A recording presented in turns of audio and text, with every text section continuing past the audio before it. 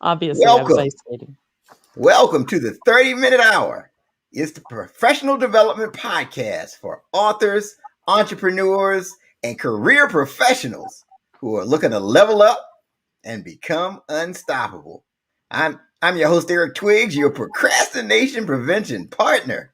Joining me as always, you know him as the super CEO, the business strategist extraordinaire, and all-around good guy, Ted Fells.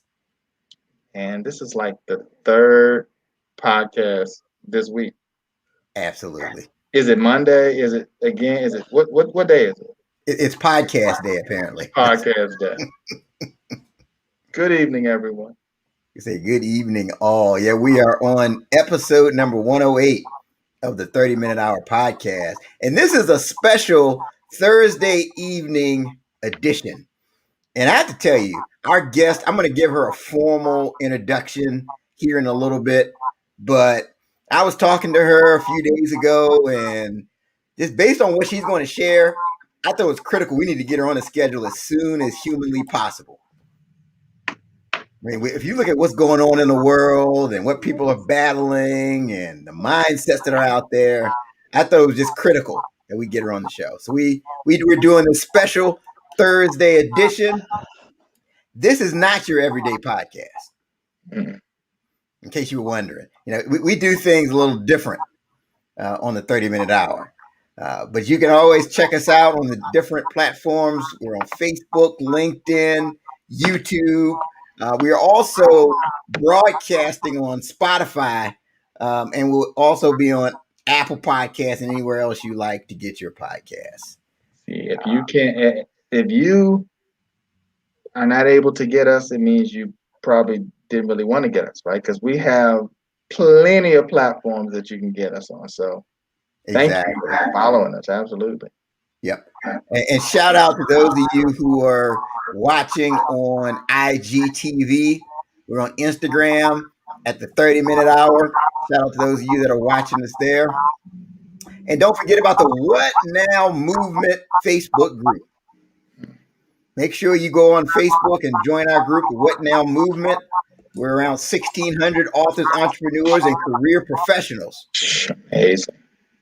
Yep. We got all kinds of great content to keep you pivoting and inspired and moving forward. So make sure you check us out in the What Now Movement Facebook group. All right. So Ted. Yes, Eric. I got something that's on my mind. Please share, Eric. I thought you'd never ask, even though you've asked it 107 times. I thought you'd never ask. I might as well ask because we're gonna find out what's on your mind regardless. Oh yeah, I'm gonna tell you anyway. I just That's thought right. I'd ask. Yeah. That's right. All right. So today I want to talk on this following topic: how to start a conspiracy of goodness. That's right. How do you start a conspiracy of goodness? And I came across this poem that really resonated. You may have heard it before, but I really thought that it captured the idea or part of the ways that you can start this conspiracy. Here how it goes from this. It's from this unknown monk. And here's what he had to say. He said, when I was a young man, I wanted to change the world. I found it difficult to change the world. So I tried to change my nation. When I found I couldn't change the nation, I began to focus on my town. I couldn't change the town. And as an older man, I tried to change my family. But I couldn't change my family. So the question is, what can you do to change the world and start a conspiracy of goodness? That's the question on the floor. Before I go on any further, we got to answer that question. How do you start this conspiracy of goodness? And this is, Ted, this is the part of the show where we need your undivided attention. So like if you're driving, you just need to pull over to the side of the road. That's right. And some of you, you're listening on your podcast device and you're in the gym, you're on the treadmill right now. You just need to press the pause button. Ted, anything else they need to do? Put the ham sandwich down. You got a ham sandwich, it's time to put it down. Listen to what he's about to say now. That's right. Put the ham sandwich down. Pay close attention. Again, so the question on the floor is, what can you do to change the world and start a conspiracy of goodness? Here we go. Here's the answer you've been waiting for. Start with yourself. Start with yourself. So here's what the monk went on to say. He said, now as an old man, I realize that the only thing I can change is myself. And suddenly I realized that if long ago I had changed myself, I could have made an impact on my family. My family and I could have made an impact on our town. Their impact could have changed the nation, and I could have then changed the world. Got to start with yourself. So our guest today, she just launched the Conspiracy of Goodness Network. And she can help us with this quest of changing yourself. But that's really where it starts. You have to start with yourself before you change the world. So let me go ahead and introduce her without delay. So she is being interviewed by news media around the world about the opening of a new era. Her best-selling book, Positive News, website, app, podcast, education website, TEDx Talk, public speaking, and consulting website, and the recently launched Conspiracy of Goodness Network are all helping to do just that. Wow. Founder of Ever Widening Circles, a positive global media company that began publishing articles in 2014 about remarkable insights and innovation going uncelebrated. She's on a mission to bring us all together around an enormous wave of goodness and progress well underway in the world that almost no one knows about. She's calling this global wave the Conspiracy of Goodness. So please join me in welcoming to the 30 Hour Podcast, Dr. Lynda Ulrich. Hello. She is somebody. She is somebody. Wow. All right. Oh, it made me tired to think about and hear all that. Dr. Lynda, it's an honor to have you. Welcome to the podcast. Thank you. I'm delighted to be here. All right. So let's roll back the clock to when you were a college undergraduate. So what were your career plans at that particular time? Well, I'll tell you, I grew up in a very caring household. My father was one of those old time doctors that made house calls. You had his home phone number. He delivered everybody's baby in town. We never took a vacation because he was already waiting for somebody's baby. And I knew what someone who was in service of others looked like, really big. And we never saw my dad. He was never home. And the dentist next door had that same servant to humanity attitude, but he drove in the driveway at 6:05 every night, and he was there coaching his kids basketball and so forth. And so very early in life, my husband and I, we decided we were going to be dentists. So all through undergraduate, we were just laser focused on achieving our goal of becoming professionals in helping others, and dentistry was our path. We were good at art, and so in college, my husband was captain of the basketball team at the University of Kentucky, and that was a course, a life-changing, really formative experience, because we were from a little farming town in Illinois. It was really like we got bumped off the turnip truck. And but so our undergraduate years were unusual because we were in this big machine of basketball that was essentially professional, and we were so focused on what we wanted our life to look like as family people and professionals. So my undergraduate, I don't know, I don't have any good hairy night stories or anything like that. So I feel very lucky that I had so much direction. Interesting. I mean, so it sounds like you had no idea that you'd be doing what you're doing now. No, that is where the story gets pretty interesting. Right. Okay. Right. So my husband was drafted by the Bulls, and we had already really professional basketball was not like it is today. There was a lot of drugs, a lot of women. It was challenging, and we'd seen what that looks like. And so he got a contract for the Bulls, and he got a contract for the same amount of money in Spain, and we headed off to the world.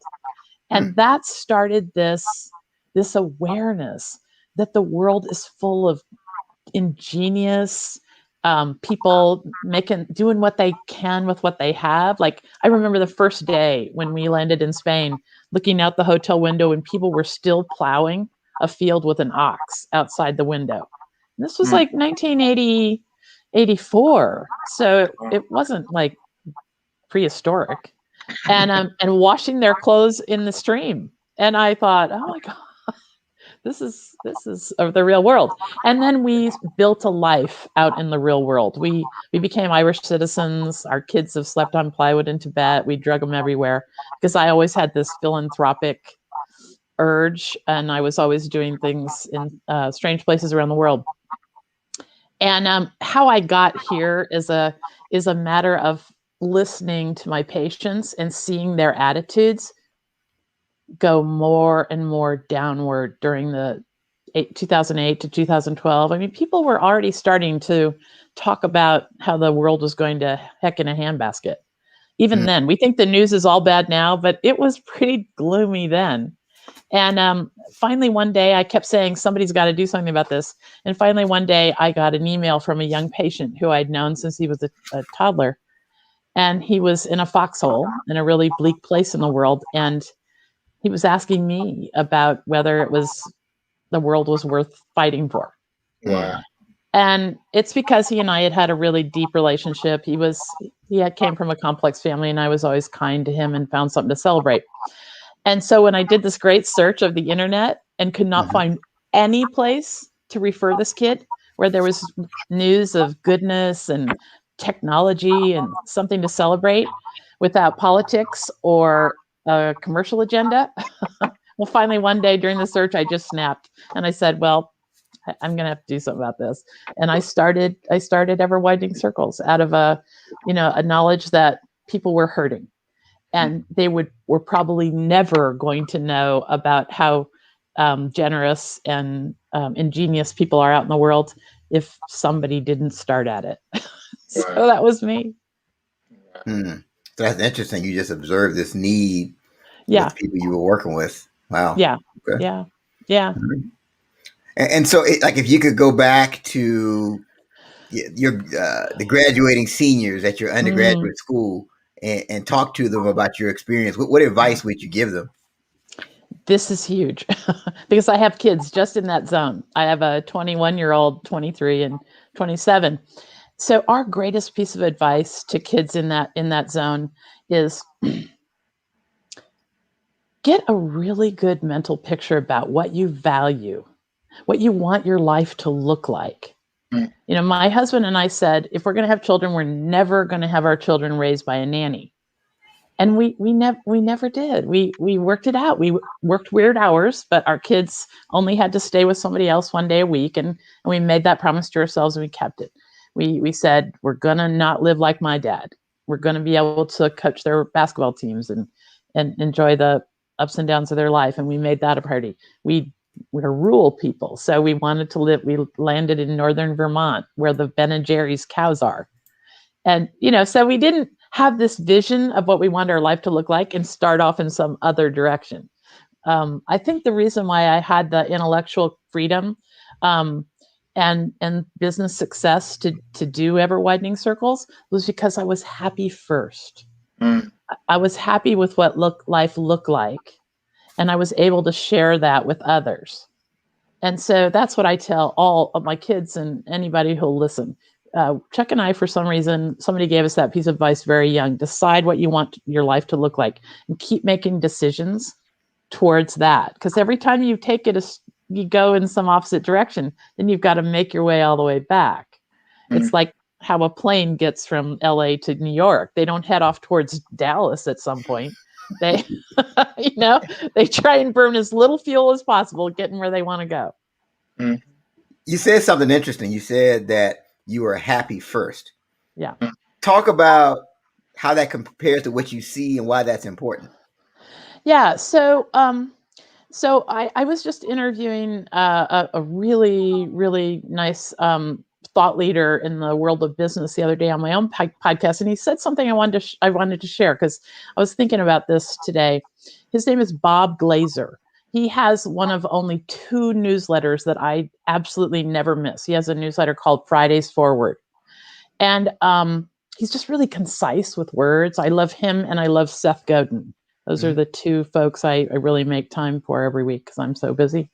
Anyway, Bob said, Lynda, I think you've got to get the big 3 right. And you got to keep working until you get the big 3 right. And I said, okay, give me what were the big 3? And he said, your location. If you're a city person, you can't start off in the country. You got to keep, you can, but job number 2, get the first job. Everybody has to get their first job only once. But then after that, start heading off. So location, you have to be happy where you live. You have to look out the window and feel happy. And if that's city, if that's country, if that's urban, if it's suburban, whatever. And then you have to get the right partner. You have to get somebody who brings out your best self. Not always. I shared with you that my 40th wedding anniversary is soon. My husband and I were childhood sweethearts, and it hasn't been easy. It's been a nightmare at that point. But we didn't bail out. We decided that we were going to be happy ahead of time. We created 3 children, so we just we had enough in sync to make that more valuable than all the things we don't agree upon, and still don't. We have the same fight over and over again, by the way. That's part of it. And then the third thing that you have to get your location right, your partner right, and you have to get a vocation that's in line with your values, that your core values have to be in line with what you find yourself toiling away at every day. Like if you're a values-driven person and you work for a company that has no values, that the culture doesn't feel like you're doing anything with any meaning, then you got to get out of there. If you feel like you're surrounded with people, this is one of Bob Glazer's favorite comments. He says, if you find yourself surrounded by people every day that you wouldn't want to be in a foxhole with, get out, because business is hard. And our day-to-day lives with these same people over and over again is hard. And it can feel like, especially during a pandemic, like we're in a foxhole. And I love that. So so that's the piece of advice I would give young people. Get what the picture of what you want your life to look like, and always be making steps in that direction. Because the minute you go off in another direction, you've got to make your way all the way back, and who knows where you land. No, that's great advice. Like I wish someone would have told me that. Location, partner, and vocation. Vocation, yeah. No, that's Bob Glazer. That's Bob. That's awesome. Yeah. Well, great. And then, so what is the conspiracy of goodness? Okay, so I started writing 1 article every day in 2014 to prove it was still an amazing world. That was my objective. And of course, it was a passion project at first. I found a local kid who needed a job who was very tech savvy, and I'm very tech savvy. It's not like I come to this with nothing. I was fixing teeth. I was a dentist, and I was fixing teeth with computers in 2003. So I was an ordinary web user, though. So I didn't, I knew how to order stuff on Amazon and and put something on Facebook. So I've made this strange arc from ordinary web user to global media publisher in 8 years. And I've had this really intense experience that I try to share with people. And I think the forming principle is that once you start recognizing a pattern, our minds are pattern seeking. We are pattern seekers. And once you start recognizing a pattern, you have to follow some curiosity, some natural curiosity. So I started writing these articles. And at first, it was not that hard to find people to write about. And then by the time my daughter joined me and I had other team members, before we knew it, in 3 years, we had a library lined up of 300 articles that we could be writing. Wow. So in a matter of 3 years, it just got easier and easier to find people to write about. And so it was really preying on my mind that what I saw on the TV news said the whole world was on fire. And what I was experiencing was this constant building of a wave of goodness and progress, people doing things large and small. So one day I was talking to a thought leader about his project, a fabulous project in Stamford, Connecticut. And he had heard what I was doing. And he said, Lynda, you know what you're doing? It's just like the conspiracy of goodness story. You've heard that story, haven't you? And I said, no. Well, there is this wonderful story from World War II that he told me that I said, oh my gosh, that's what it is.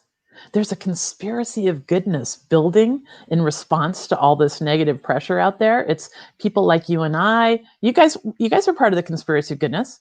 You're trying to elevate people and expand their possibilities, right? There are so many people who are in this. So here's the story of the conspiracy of goodness. In World War II, there was a little village called Le Chambon, France, and they managed to save 3,500 Jews from a nearby concentration camp with no organization and at great risk to their own lives. Just think about this. These little villagers managed to hide thousands of people for years, and most of them were orphans. There was a certain set of circumstances that made that part of the equation. So anyway, a Rabbi Harold Schulweis was doing a talk in Europe that he called The Conspiracy of Evil, all about World War II. And at the end of the talk, he said an old man one day stood up and raised his hand and said that he'd been one of the Dutch rescuers. And the old man said, how come everybody talks about World War II as a conspiracy of evil? He said, do you think I could have saved an entire family in my home for years without the active participation of the milkman, the mailman, and the neighbors? He said, no, for every one person saved, there were 7 who were rescuers. It was, he said, a conspiracy of goodness. Now, every time I tell that story, I have goosebumps because this is who we are. Ted and Eric, we are not who we see on the evening news and on social media. We are givers. We are doers. We are helpers. We have been for hundreds of thousands of years. And the advent of the internet did not change that. But in this world, in our online lives that's dominated by so much negativity, we are starting to believe that story about each other. And that's what I'm here to fight. So yes, there is this growing wave of people out there who are working to make the world a better place, whether it's in their own neighborhoods or in the field that they have chosen. And I have to share one more thing about the word conspiracy. You know, after I heard that story, I knew that's what I'd been seeing. I'd been seeing a conspiracy of goodness. So I looked up the word conspiracy because I'm pretty fearless about turning stuff on its head and shaking it. Do you know what the word conspiracy comes from? It's a word in Latin. Con means together, and spirare means to breathe. What a better way to describe the good people trying to make the world a better. Breathe together. And so that is the scope of the moniker conspiracy of goodness. When we decided to commit, we decided to turn that whole conspiracy thing on its head and see if we couldn't make some progress in a different direction. Wow. Oh, that's awesome. The conspiracy. I mean, that title just grabbed me. It does. The first time I saw it. Now, if you think about it, Ted and Eric, I believe, and this is in the book, Happiness is an Option. When I first started really looking at that, I believe this is what we've done over and over throughout human history when our backs are to the wall, right? Eventually, some human construct feels like madness. You know, take take, the gladiators fighting to the death, or slavery, or women not being able to vote, childhood labor. I mean, those practices seemed okay until one day they didn't. Mm. And what was happening was this conspiracy of goodness was building. Lots and lots of people were making quiet choices against. And then one day it flips. Mm. You can see that in movements. I think the best movement to see that in right now was how quickly, and there's some science on this, how quickly the whole gay marriage thing seemed to flip. Mm. They've done some science that acceptance, public acceptance of that now it was one of the fastest transitions in culture and cultural history. And there's some reasons for that the science tells you. There's some good podcasts on that. But anyway, this is what I think. I think our backs are to the wall. We can't stand this hating each other and this constant din of negativity anymore. It's not who we are. Mm. So enough people like you and I are saying, that's it. I can do this other thing and I can make a difference. Wow. That's interesting. I've had a conversation with friends from time to time, and I'm like, do you think there's more good people in the world or bad people?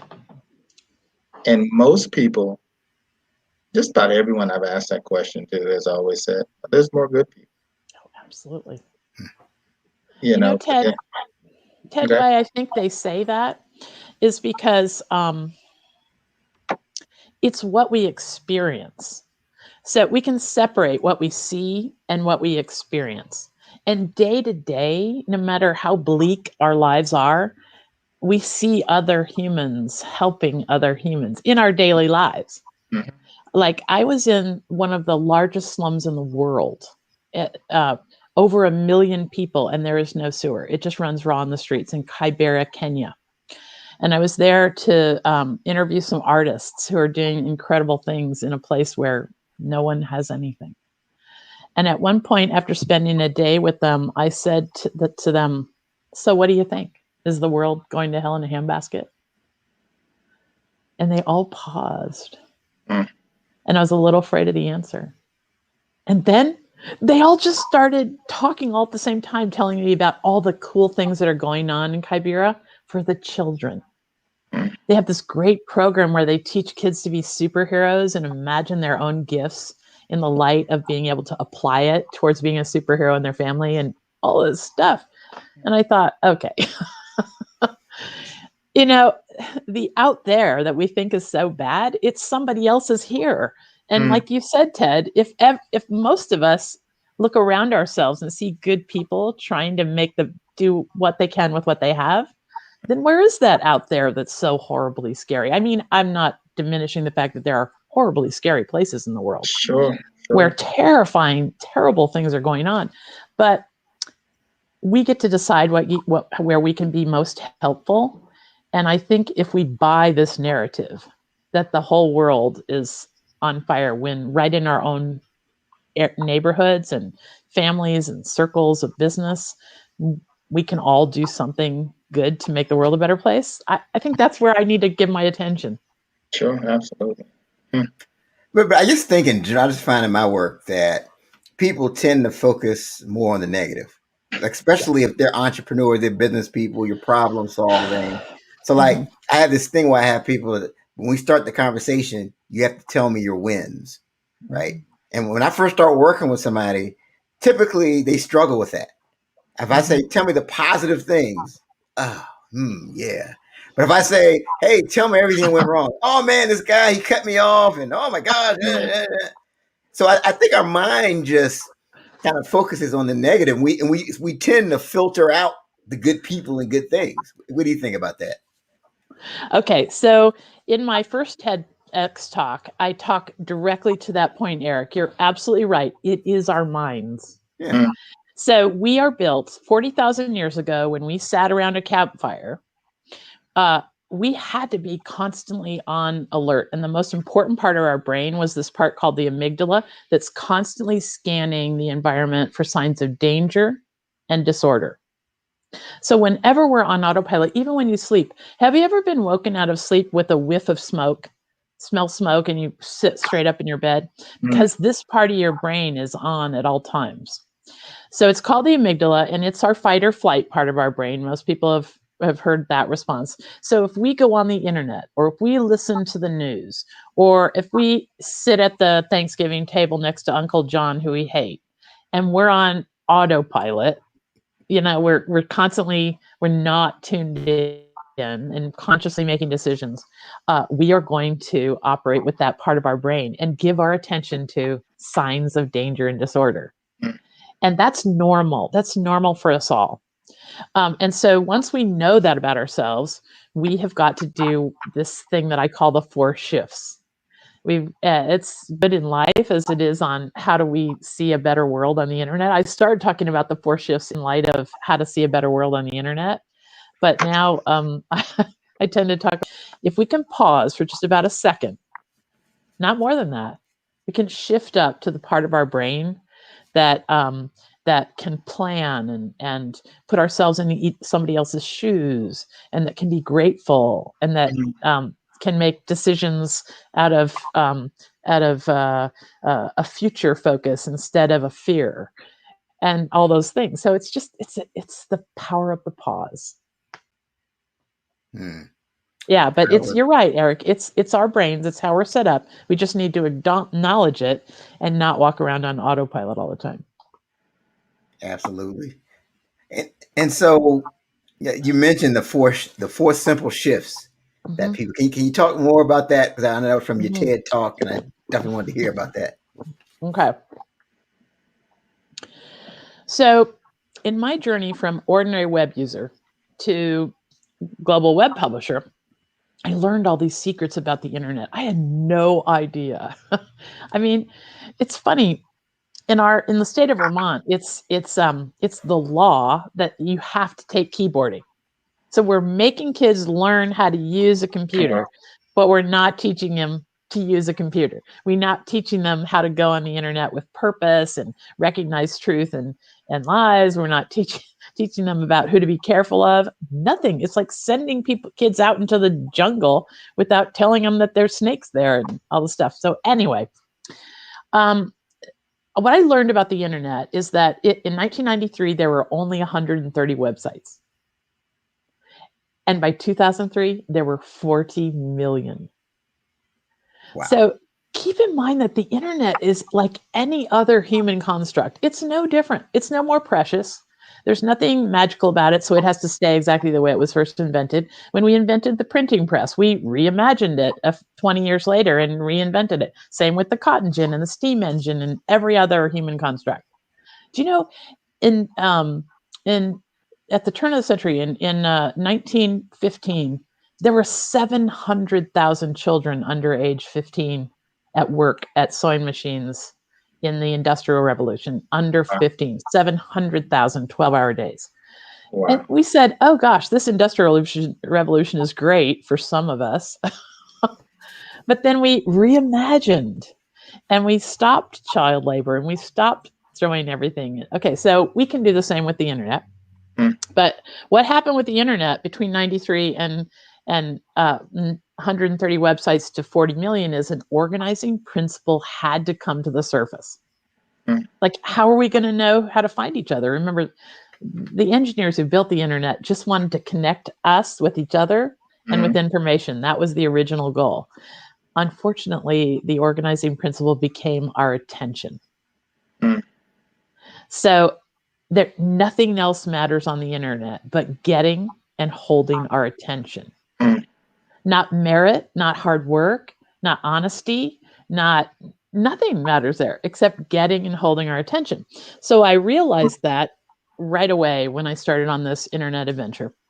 And I realized that that sword can cut both ways. Like, we can feel like the victims of this constant negative noise on the internet, or we can take control of it. We can decide what to give our attention to.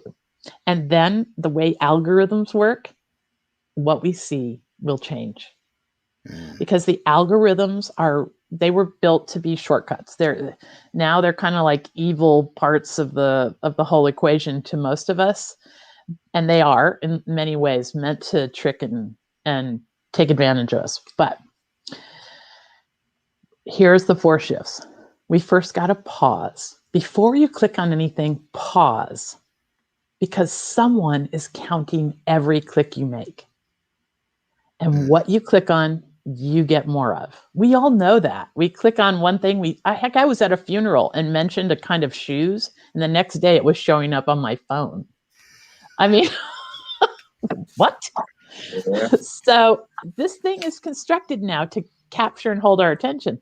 But if we pause before we click on anything and consider our click a vote, because that's what it is. Your click is a vote on the internet. What you click on, you will get more of. And even if it leaves you sad, horrified, angry, whatever. So this is the first thing. We need to pause. And the second thing is the most important thing. Ignore more. Because once you pause, you can shift up to that more savvy part of the brain that I mentioned. And if you use a few simple practical things I'll tell you at the end, you will start ignoring about 80% of what you used to give your attention to. And your algorithm doesn't know what to do because it's built to serve. So then you do the third shift, which is seek signs of goodness and progress. Seek signs of goodness and progress. And your algorithm will pick that up and it will start searching for things that you've searched for. Or you've clicked on. And by click, I should say here, a click is any kind of attention on the internet, a like, a share, a tap, a swipe, anything like that is engaging content. Some algorithms can even tell how long our eyes lay on a piece of content. So this is really key. Pause, ignore more, seek signs of goodness and progress. And the fourth one is share it. Because content creators are watching carefully what we share. A like means almost nothing these days. It's all about what we share.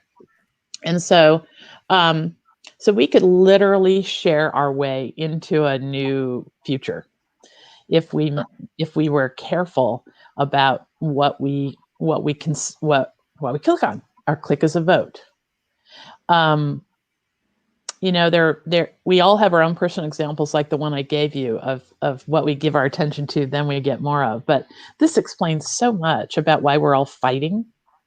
Because now I tell people that what you see and what I see on the internet is as unique as a fingerprint. So if you're sitting there, across the Thanksgiving table from someone you just abhor because they always say random things that you just can't even believe came out of their mouth, it's because what they've seen in their online lives is so vastly different from what you saw. And they have their truth and you have yours. Yeah, I just think it just goes back to you have to really be intentional about your mental diet. That's it. And I don't think people realize that is really affecting them. Absolutely. Yes. And we can all notice it when somebody else posts something. Here's some good little practical tips. I never click out of ABC mode. Anger, boredom, or morbid curiosity. ABC, anger, boredom, or curiosity. If you click or give your attention to anything on the internet, from anger, boredom, or curiosity, you just keep expanding that part of the worldview that you have there. Here's a good example. So there's something I discovered that I call link juice. So what's rising to the top of the internet right now is what gets and holds our attention, period. Nothing else matters there. Okay, so if I'm going through Facebook, I first of all, I only go to social media with intention. If my sister has a new baby or new puppy, I go there to see my sister's puppy, and then I go back, I leave, and I go live my life. Remember, before there was an internet, we lived our lives. Right. Right. I know it sounds elementary, but no, so true. Yeah. So I go there. I happen to see my somebody I know and love post some crazy thing that really offends me at my core about something I care about. Now, We're all tempted to just hop on there and write our savvy response. But what actually happens there is we give them a vote, this bad thing, this person gets rewarded, because that's what gets rewarded on the internet, is getting our attention. And we just gave them an extra vote by tapping away our savvy response. And you know what happens with that savvy response, right? It calls in all their people to respond back to me. And now, not only did I give them a vote, but I probably just gave them 100 votes for all the people who are going to pile on my comment. Yeah. And now I just gave them link juice.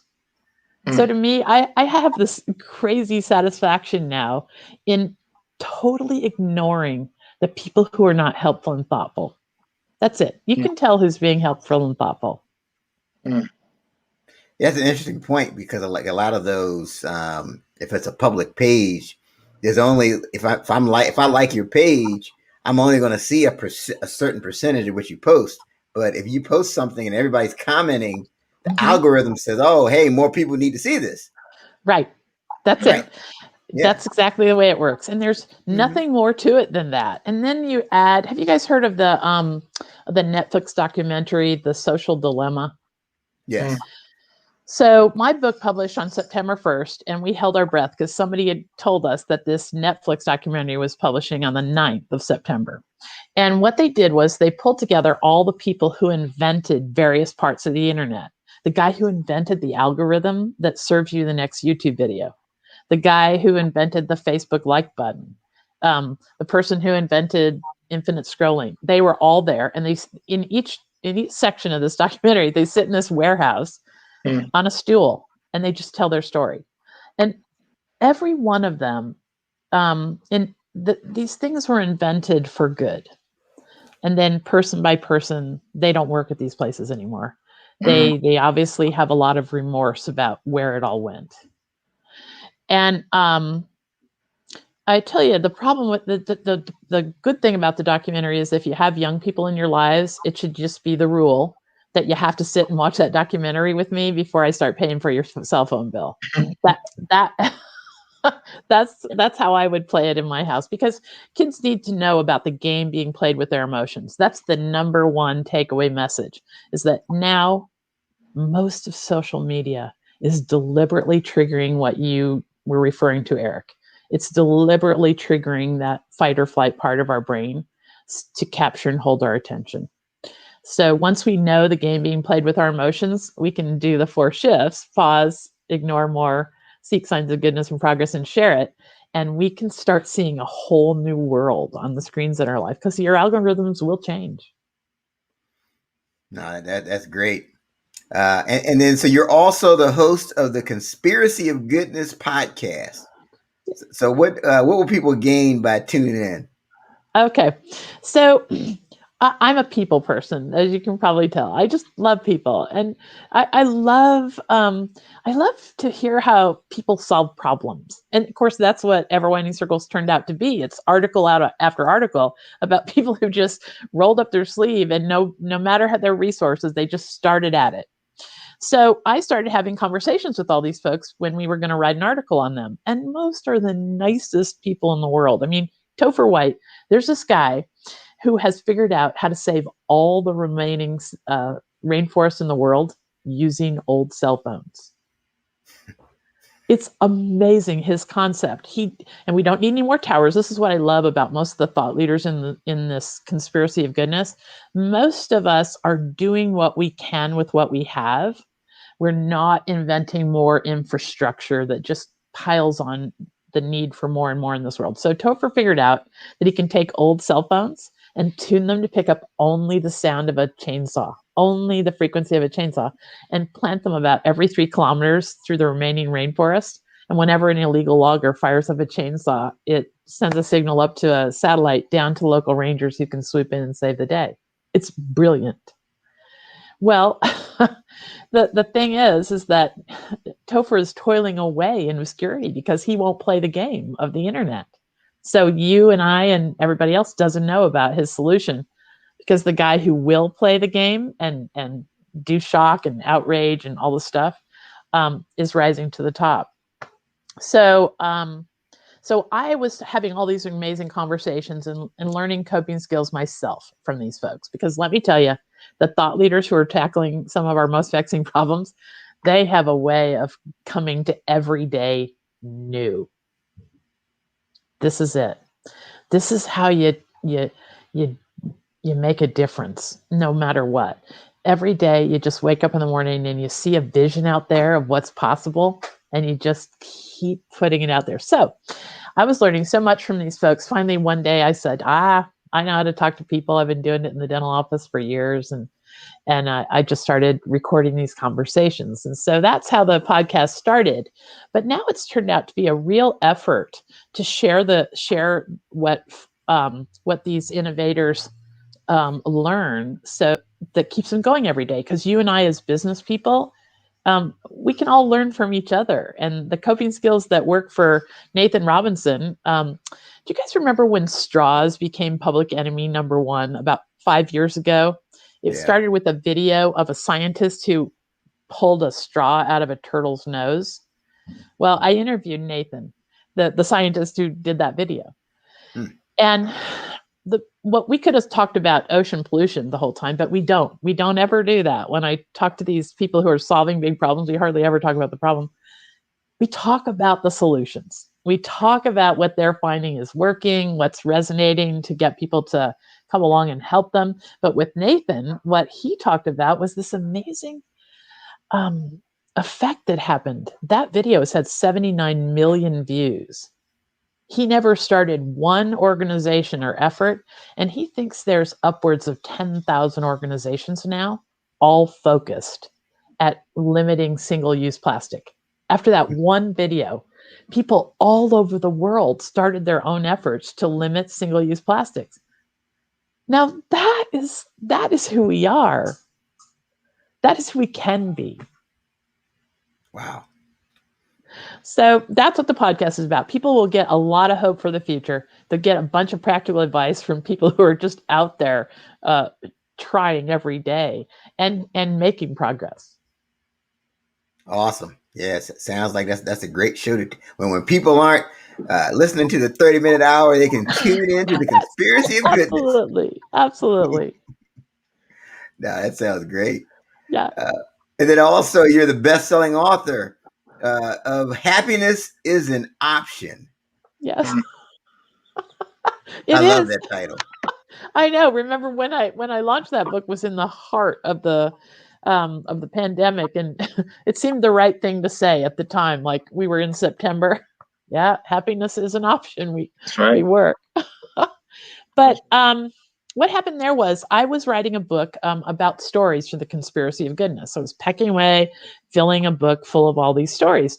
And in April, about a month into the pandemic, the real hardcore, this is going to be terrible part of the pandemic. In April, this thought leader called me up and said, Dr. Lynn, don't you have something to say about this?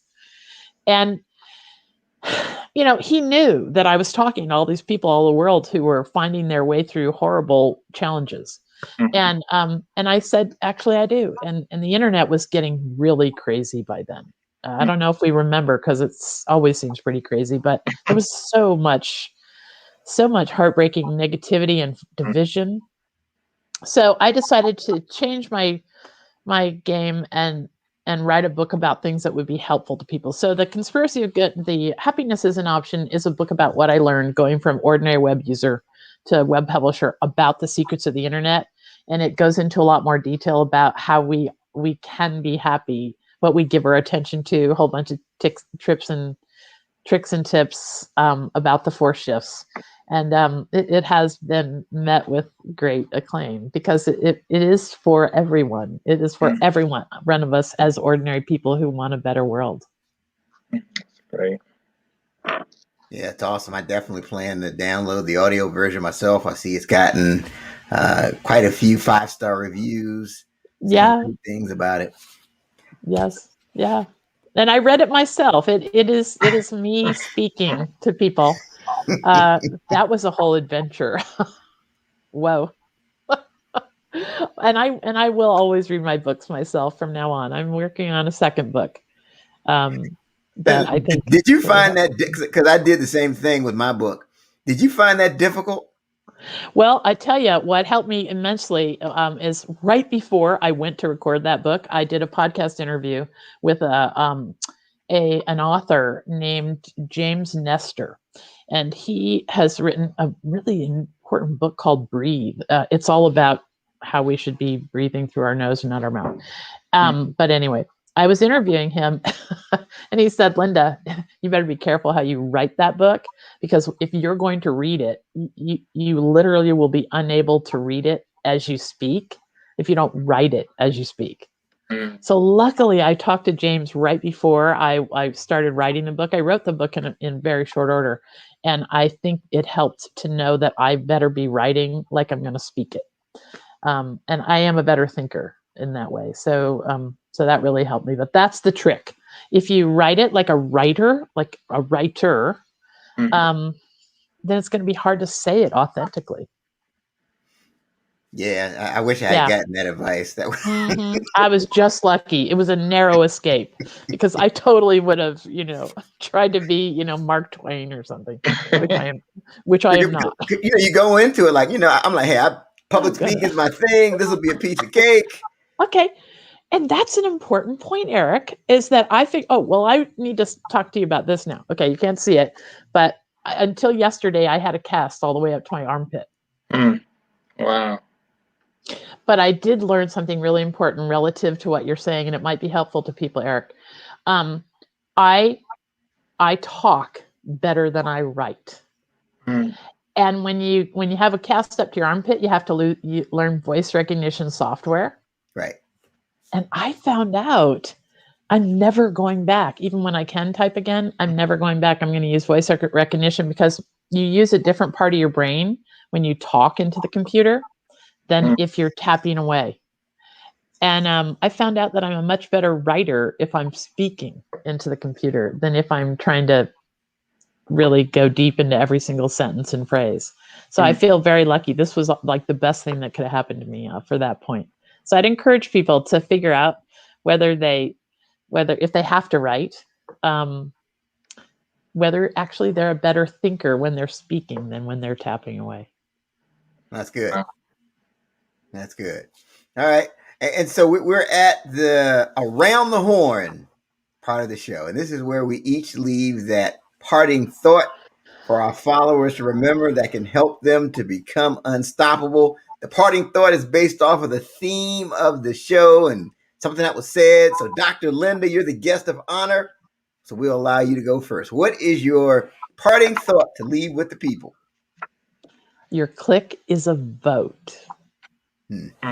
It's what it is. You will see a new world on the screens in your life, and you will have a better worldview, a better business. You'll make better business decisions if you see a better view and a more complete view, not a rose-colored glasses view, but a more balanced view of reality. You will make better business decisions, better personal decisions. So treat every click you make like a vote. And you will start seeing a better world, and you will make better decisions. Wow. No, that's great. Your click is your vote. That's right. You're seeing things on the internet because you voted for it. You voted and you didn't even know. Can I leave you with one really hopeful thing? Sure. Okay. So I know a lot of people listen to me speak and they say, oh, Dr. Lynda, very nice, but we're never going to get everybody to do this. I get that all the time. But here's a really important detail. I was feeling kind of low one day, and I was on LinkedIn, and I saw this incredible fact. The World Economic Forum has done a study with the University of London to find out how many people it takes to take something from the edge of society and make it the norm. Now, on a bad day, if somebody asked me, I would say 80%. 80% of people have to believe this new thing before we can make it the norm. And on a really good day, I'd say 51% have to think of this new thing as the way we do it. But the actual number is only 25%. Once 25% of people believe this new thing is the new social order, there's a lot of neuroscience that happens, but it goes like a domino effect after that. So I don't know about you guys, but I know 25% of the people I know want a better world. 25% of the people I know are already doing things large and small to make it a better world in their circles. And so we can change the way the internet operates in our lives. We can reimagine it as a force for good. And just like a hammer, like any other tool, it can be used to build things instead of demolish. We just have to decide that every click we make is a vote. Yeah, absolutely. All right, Ted. See, this is Ted's favorite part of the show, Dr. Lynda, where he gets to go after the guest who's just said something profound and leave his point.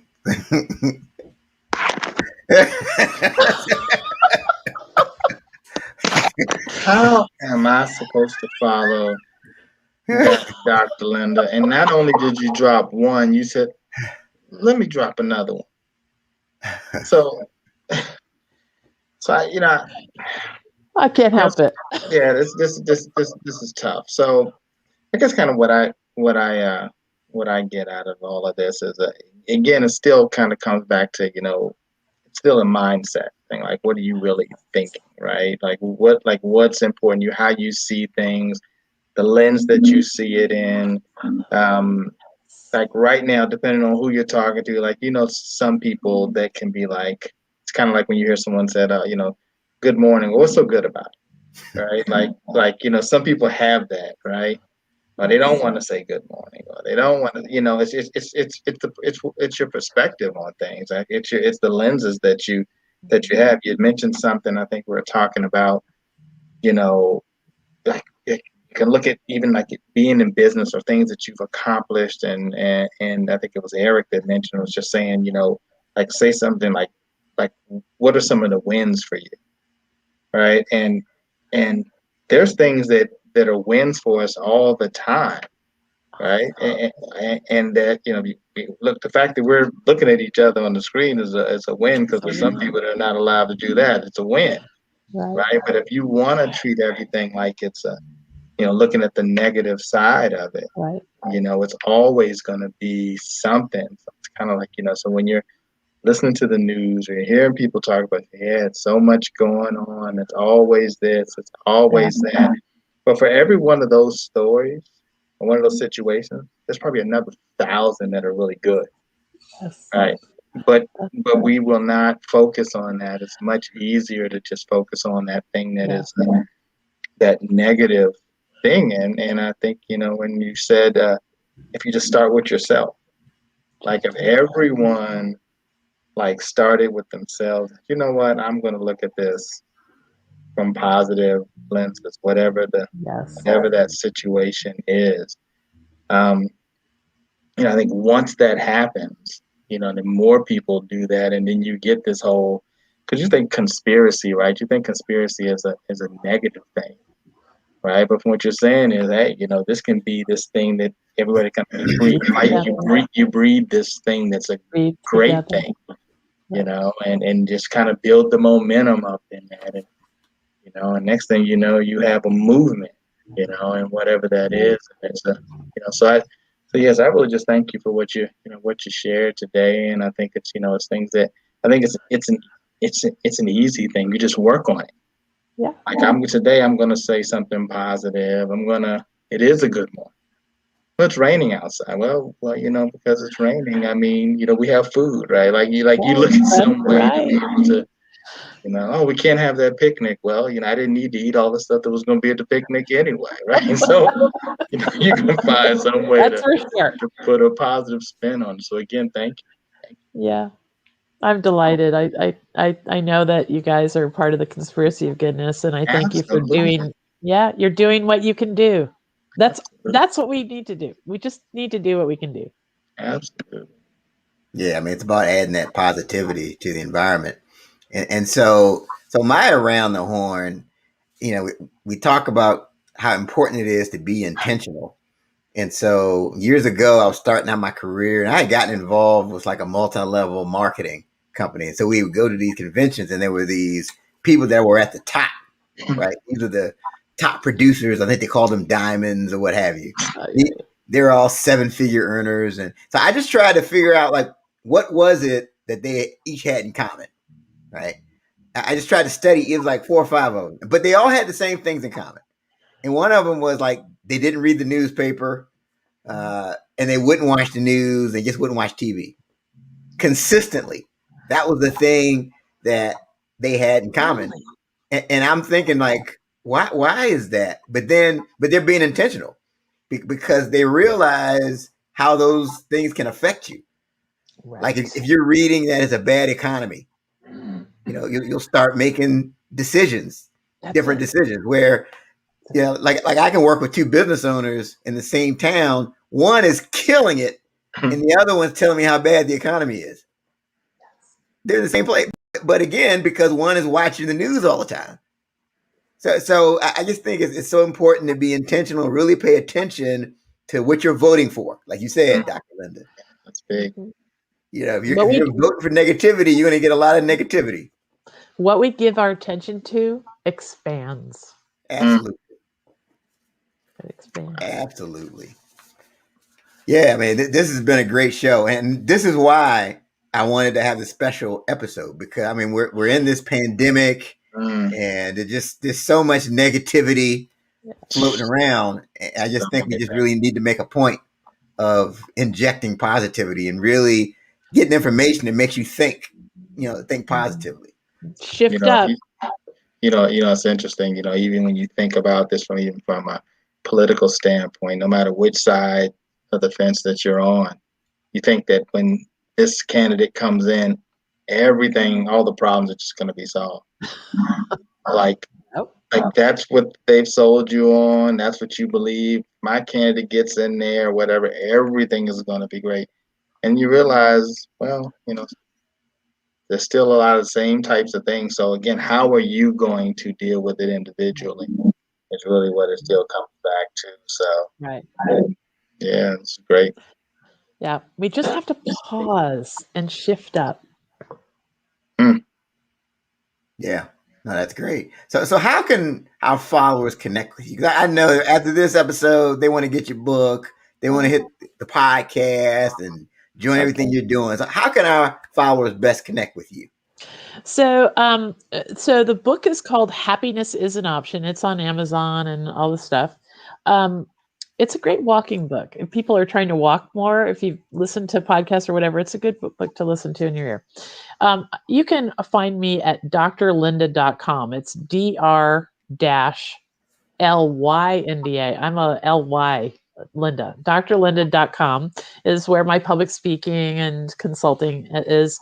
But I can't help but just point people in the best direction for others. The best direction for others is this thing that we just launched called the Conspiracy of Goodness Network. What we saw, Eric and Ted, is that all of us trying to do good in the world are like these points of light, all separated, all of us shouting, trying to be helpful into a chasm.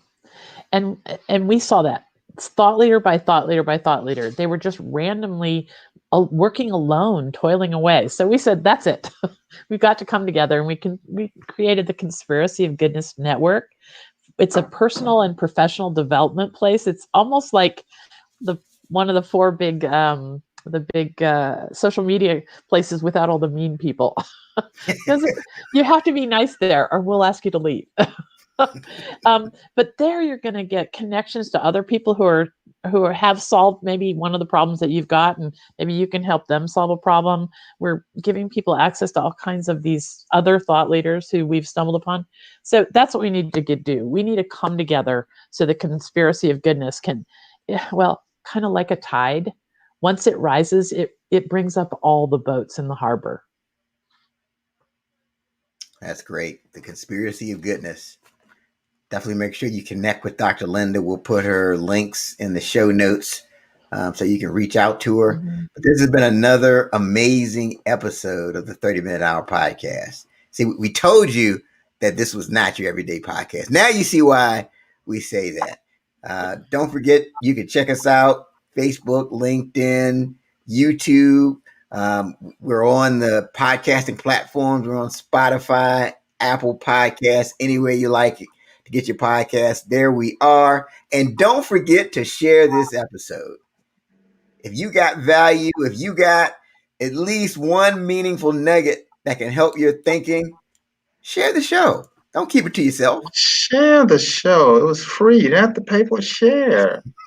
Remember, that's the fourth shift. Share signs of goodness and progress. See, Wow. Dr. Lynda said it. There you go. But that's our show. So tune in next time on a 30-minute hour podcast.